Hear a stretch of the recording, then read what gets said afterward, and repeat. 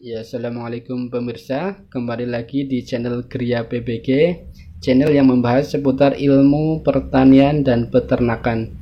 Ya, kali ini kami membahas ilmu cara atau rahasia durian berbuah lebat tanpa menggunakan pupuk kimia.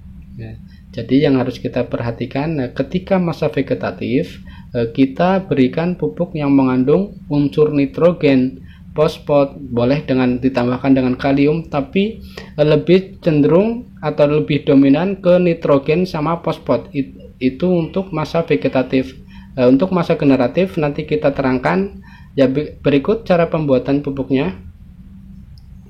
Ya, ini pupuk khusus masa vegetatif.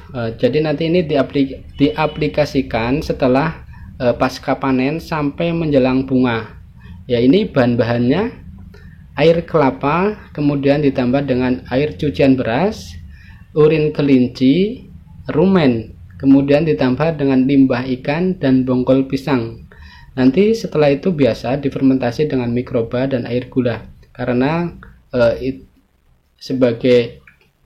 supaya nanti fermentasinya sempurna harus ditambahkan dengan mikroba dan dikembangkan dengan air gula supaya nanti hasil pupuknya lebih berkualitas. Ini khusus masa vegetatif, diaplikasikan setelah pasca panen sampai menjelang bunga. Kemudian ya, ini pupuk untuk masa generatif. Ya, ini diaplikasikan setelah muncul bunga. Jadi ini diaplikasikan supaya untuk mengurangi kerontokan pada bunga durian. Ya, ini bahan-bahannya ada serabut kelapa, kemudian mahkota dewa. Mahkota dewanya kita cincang-cincang sampai benar-benar lembut supaya nanti benar-benar keluar sari dari mahkota dewanya. Kemudian ditambah dengan ampas madu. Nah, ini kita menggunakan ampas madu apis cerana ditambah dengan ampas madu klanceng. Jadi kandungan ampas madu klanceng dan ampas madu lebah apis cerana juga sangat bagus untuk mengurangi kerontokan. Ya, ini diaplikasikan boleh dengan cara dispray, disemprot atau dikocorkan juga bisa.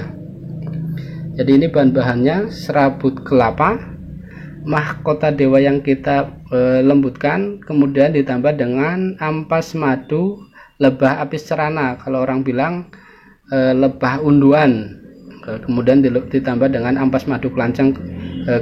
Kebetulan kami budidaya lebah klanceng, jadi ampas madunya saya manfaatkan untuk tambah-tambah atau pelengkap pembuatan pupuknya. Jadi ini diaplikasikan setelah keluar muncul bunga.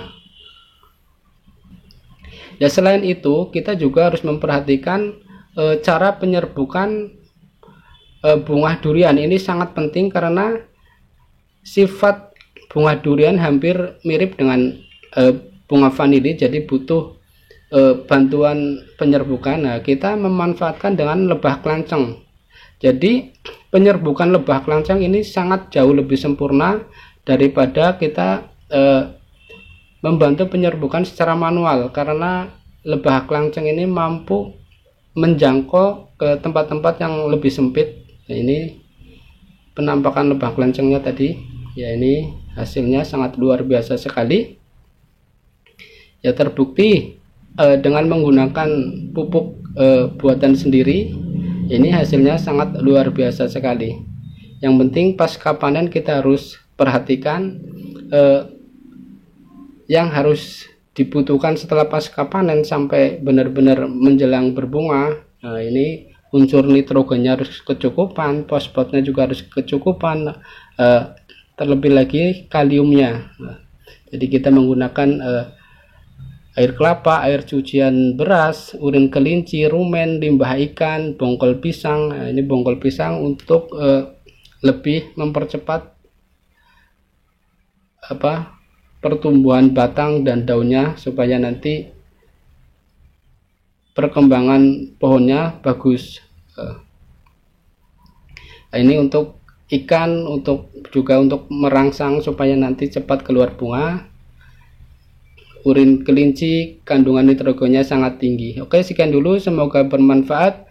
Wassalamualaikum warahmatullahi wabarakatuh.